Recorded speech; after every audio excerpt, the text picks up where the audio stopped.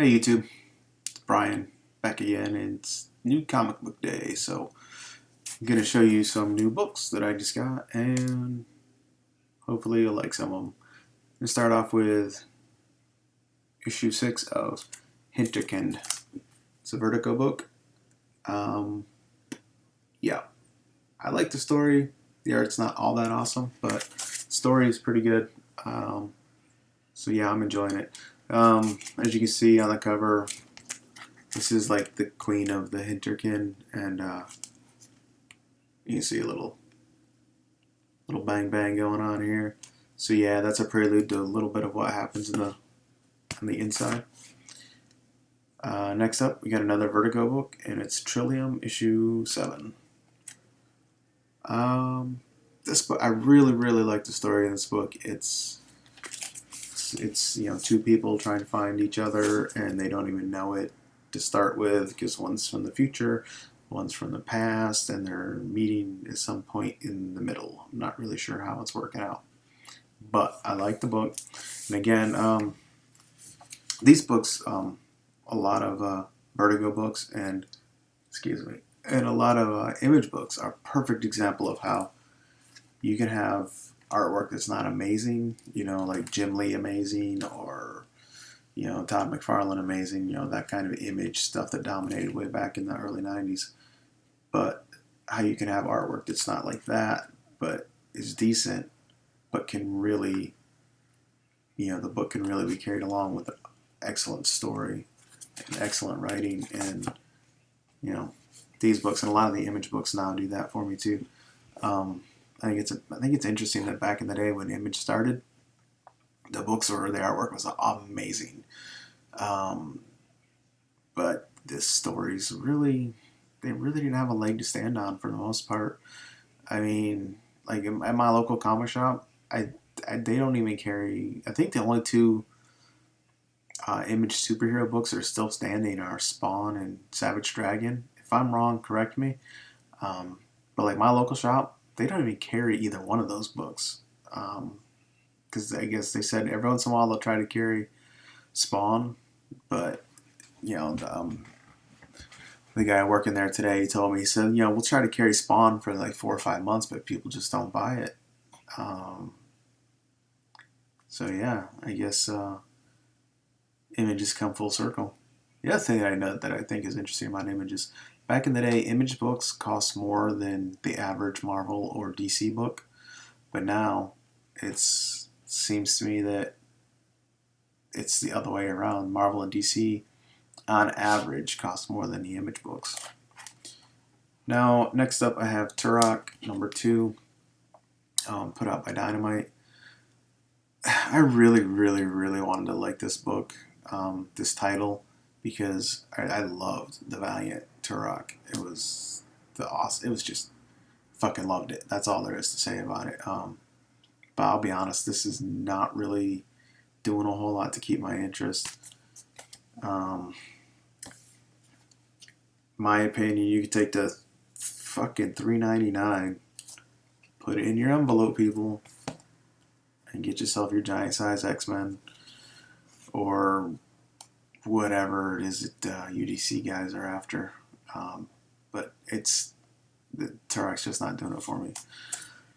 So now we're getting into the Valiant books.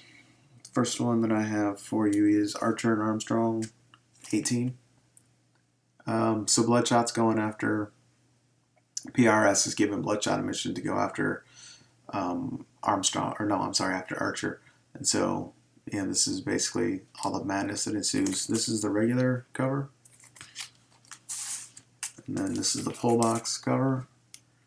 And I'm going to let you in on a little something that I learned from watching, I think, Z-Girl's videos about barcodes.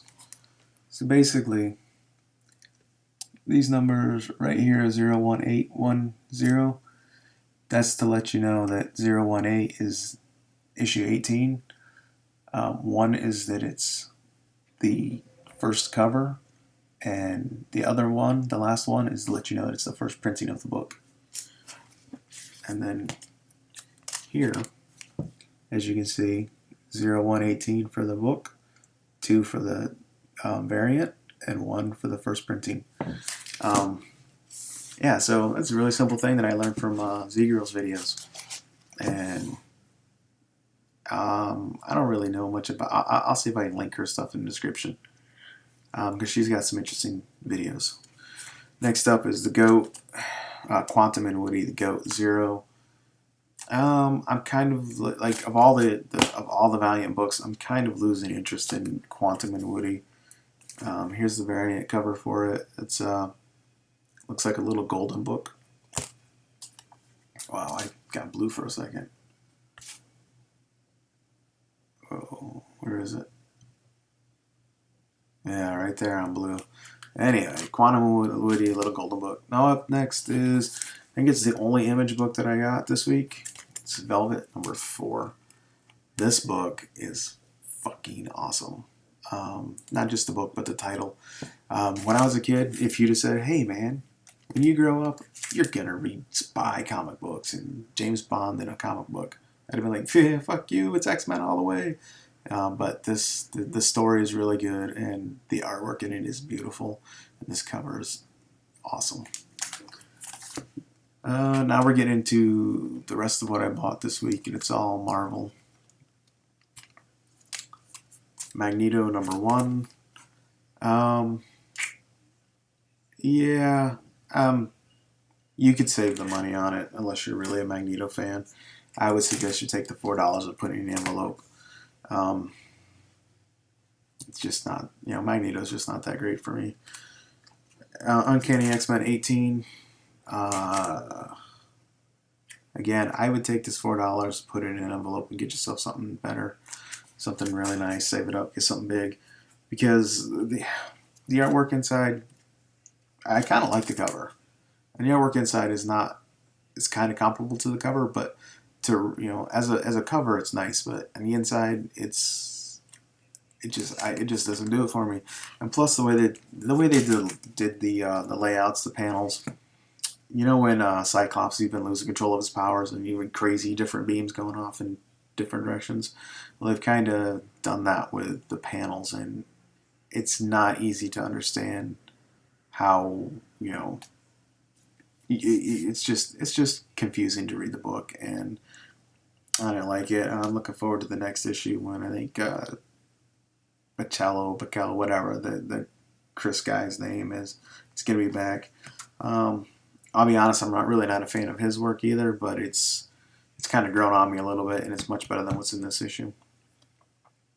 Avengers number 10. I'm sorry, Avengers AI number 10.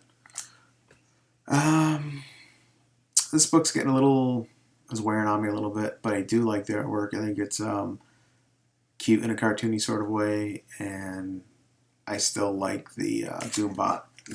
Doombot still cracks me up. So you could leave it on the shelf, but it's $2.99. So even if you buy it, take that extra dollar, put it in an envelope for yourself. Second issue of New Warriors. I really like this book. You're getting more into the story of how these people are going to come together as the New Warriors. I think it's going to take a few more issues before they are all in one place and become the New Warriors. But so far, I like this character. She's pretty cool. This one, I'm not sure about. So far, they haven't really fleshed her out much. I think she's just like the Namorita character for the new Warriors. And then the other thing is what happened to Scarlet Spider? Did they go and cancel his title, and so they're putting him in this book? So I'm not really too sure. I haven't noticed a new Scarlet Spider on the newsstand or at the comic shop in a while.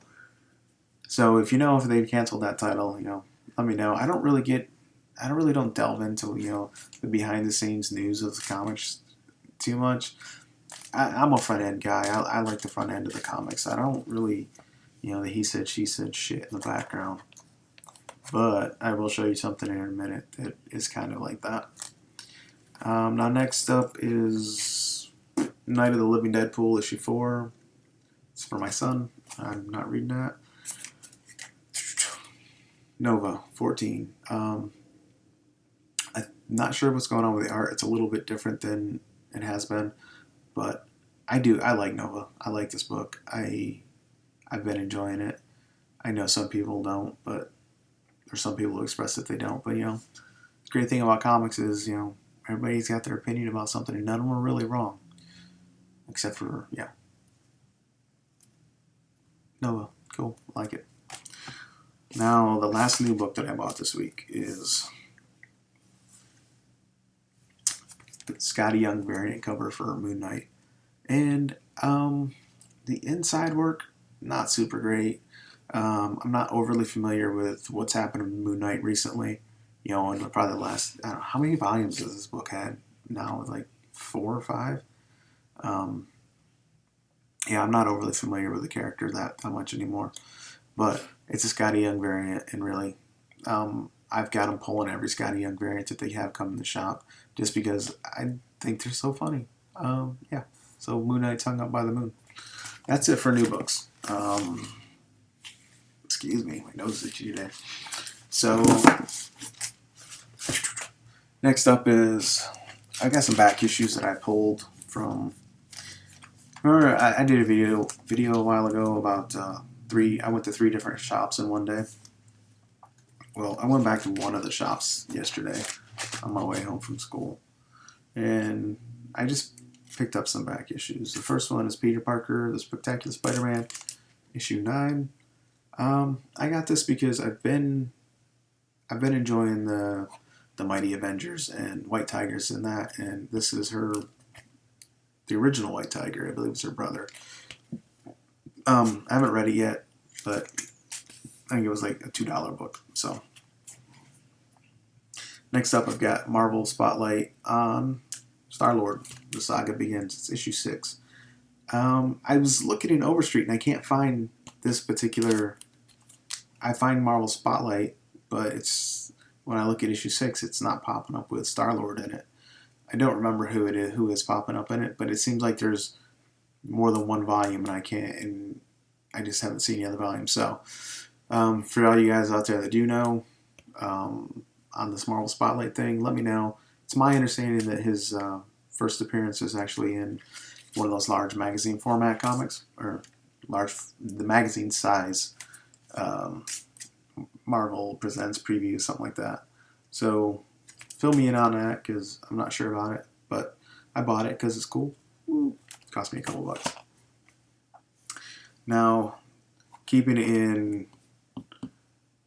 in line with this Marvel Spotlight, Star-Lord, Guardians of the Galaxy, picked up Marvel Presents Guardians of the Galaxy issue 4. Issue 5, 6, 7, 9, 10, 11, and 12. Now I know issue 3 is their first thing going, whatever. But he didn't have that there at that shop, so I got on eBay and ordered it. And I gotta find number 8 now just to complete this. So it's that. Got one more thing to show you here, and it is comic shop news. And that right there, my friends, is Superman, drawn by John Romita Jr. And the reason I think this is awesome is because I don't like John Romita Jr.'s work very much. And if he's doing a book for DC, that means he's not fucking up any more of my DC, any more of my favorite Marvel heroes. Again, I just have a dislike for this guy's work. I think his work early on was good. Early on. By the time he got to doing the X-Men and Spider-Man and Thor and all those books for Marvel, I think his style he developed his own style, and it looks to me like he got kind of lazy with it. And like I said, opinions are okay because everybody's got them, and you don't have to like my opinions, just like I don't have to agree with yours. So he's gone, or not? He's not gone, but like I said, he's doing a DC book, so that means he gets to leave alone at least one more Marvel book. Now I got a couple of little rants about. One is about eBay again. I bought a book I bought a Chew book recently. So the guy sends me an email on eBay last night. Say, hey, your book's on its way. I look forward to exchanging positive feedback with you when I receive yours. And I'm like, that's kind of fucked up. I mean, I sell things on eBay, and as the seller, I try to leave feedback as soon as the buyer makes their payment. If they make their payment right away, they get a positive feedback from me saying they're a wonderful payer and they pay very quickly.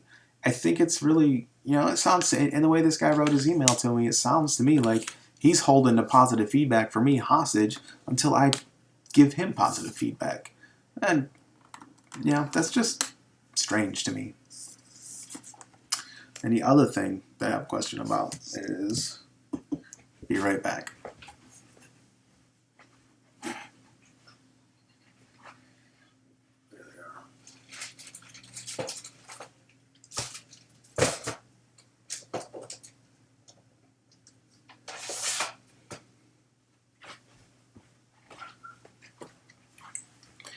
Okay, now this question for you guys is,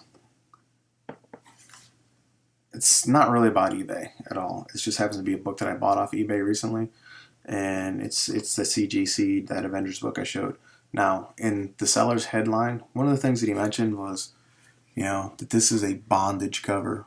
Now, I get it. They're tied up. They're bound. But honestly, what the fuck? What does this have to do with bondage? And I've been hearing a lot of, watch a lot of videos, and I've been hearing a lot of people mention bondage covers, Wonder Woman bondage covers. Like, really, it's not bondage.